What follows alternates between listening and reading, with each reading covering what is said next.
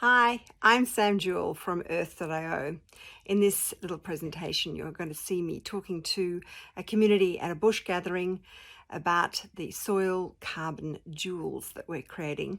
And they basically all bought a coin, an Urth coin, in order to be able to participate in this. So please enjoy. Because the land is really why you're here, and one of the reasons that I wanted to do this with Georgia was to really talk to a community that I knew would be actually connected to land. So I felt like I was screaming in the wind for 20 odd years. And because effectively at the end of the day, despite the people that do it, when you end up at the shop, people don't want to spend 20 times the cost or 10 times the cost of what conventional supermarket food is. And it's too big a story. People just are not interested in all that. And I got into the blockchain space back in 2016-17. I became one of the first women to learn to code blockchain in 2018, and not because I don't code, I just want to point that out. I learned the code and understood what its capacity and shortfallings were. And I've gone on to really build something very, very ethical.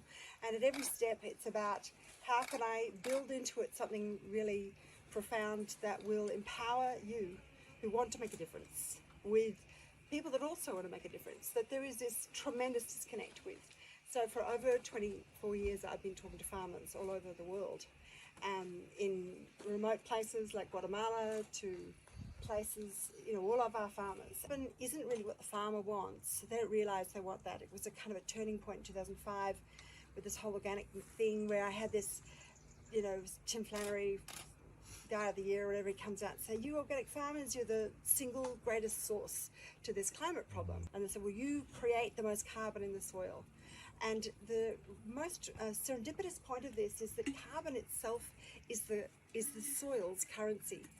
And we now have a market globally happening because of this emissions thing, where there's this carbon market and there's this tremendous greenwashing going on in it. And it's like, so how do we change that dynamic? So what I've created is a platform where the people that are actually really genuinely creating not only carbon in the soil, but also biodiversity and balance, because it's more than let's just let everything go back to nature. Actually, you've seen from the wildfires that it's not about that. It's about the hydrology. It's about the cycling of nutrients and the ability of the earth to absorb moisture. We've killed all the animals in the forests so they don't move the poo. I'm really in the moving the poo business. So I don't really have a viewpoint about whether we eat meat or we don't eat meat. It's all about what you eat is how you grow it.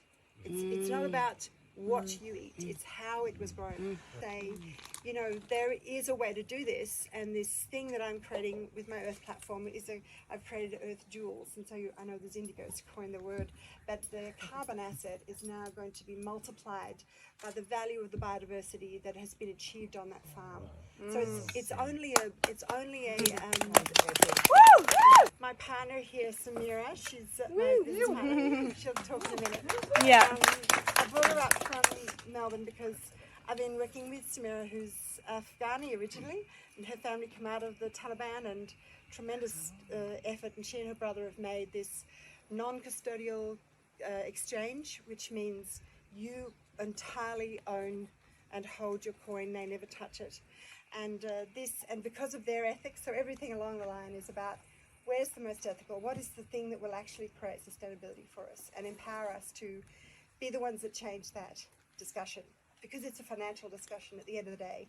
And this carbon thing that's happening, and I want you all to realize that even though they're paying farmers $15 a tonne for carbon, the banks are rating it in England right now at £1,000 a tonne.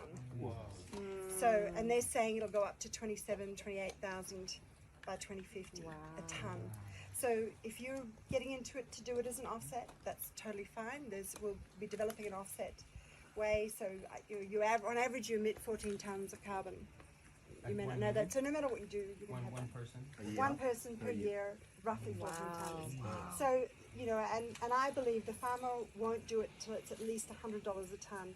For them to put the infrastructure, to change what they're doing, for the money to be about the balance between biodiversity and the soil and what we take from it. It has to be relative. In the third world countries, which is the thing I'm eventually setting it up to be, at the moment the measurement systems are just too expensive. So I'm saying you guys are the way to kickstart this. It's about you just even a small amount, and you create your own wallet, and you buy your own assets, and you choose the thing I'm really doing that's the really unique thing that the industry, the blockchain industry, we're interested in is I'm working with an NFT. I don't know how many of you have heard of NFTs. All have, I hope, maybe not. So the NFT isn't bought, the farmer owns the NFT and it never gets sold. It's a validation tool, and from that, all the validation that they've done, the measuring of the soil, the independent measuring of the ecological outcomes, that's all partnered and goes into the NFT, so you as the buyer can click on it and see all their visual stuff, all their animals and species that they're creating on the land. You can choose, and you say, I want to support this sort of farm, or I don't want to support this sort of farm. So it becomes you doing it, and that no matter where that credit is sold, the person who's buying it can always click on that token and look at the farm and make their own assessment.